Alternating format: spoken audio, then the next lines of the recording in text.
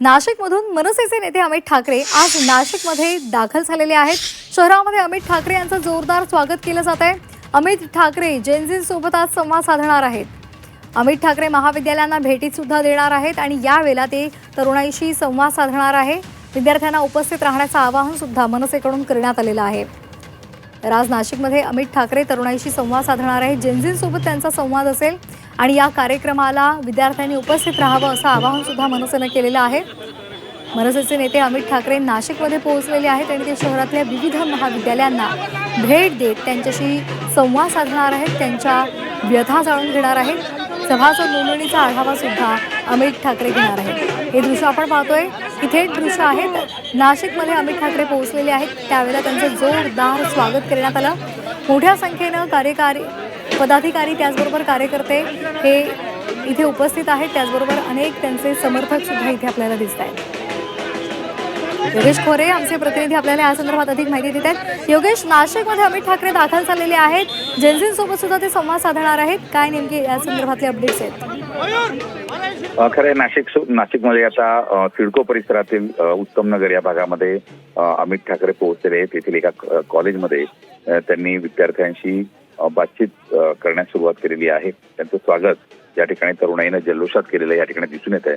खरं म्हणजे सध्या जेनझी यांची ताकद ही वाढताना दिसते आहे। त्यांचे विचार, त्यांचे आंदोलनं यामुळे राजकीय पक्षांवर मोठ्या प्रमाणात प्रभाव आहे आणि मतदानाच्या टक्केवारीमध्ये सुद्धा त्यांचा मोठा सहभाग पुढच्या काळात असणार आहे। या दृष्टिकोनातून अमित ठाकरे यांनी मनसेची पुनर्बांधणी करण्याचा प्रयत्न हा नाशिकमध्ये सुरू केलेला आहे। मनसेचे अधिकाधिक सभासद व्हावे आणि विशेषतः जेनजी सभासद असावेत असा प्रयत्न या ठिकाणी दिसून येतोय। त्याच्यासाठी आज 5 ते 7 कॉलेजमध्ये ते वेगवेगळ्या भागातल्या जाणार आहेत आणि त्यांच्याशी प्रत्येक विद्यार्थ्यांशी, तिथल्या विद्यार्थिनींशी चर्चा करून त्यांची मतं जाणून घेणार आहे। नेमकं पक्षाकडून त्यांना काय अपेक्षित आहे, काय विषय आहेत, विद्यार्थ्यांचे शिक्षण क्षेत्रातले कोणते कोणते विषय आहेत, ही माहिती ते जाणून घेतील आणि त्यानंतर पत्रकार परिषद घेऊन आपलं मत ते मांडणार आहेत। अगदी धन्यवाद आपण दिलेल्या सविस्तर माहितीसाठी। तर नाशिकमध्ये आपण ही दृश्य पाहतोय, अमित ठाकरे नाशिकमध्ये पोहोचलेले आहेत। तिथल्या महाविद्यालयातल्या तरुणांशी सुद्धा त्यांना संवाद साधलेला आहे। जेनझींसोबत ते संवाद साधणार आहेत। तरुणांकडून अमित ठाकरे यांचं जल्लोषात स्वागत करण्यात आलंय।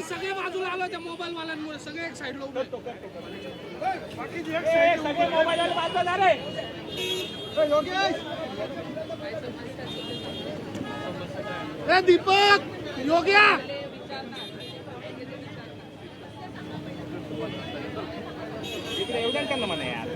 तुमचीच लोक किती योगी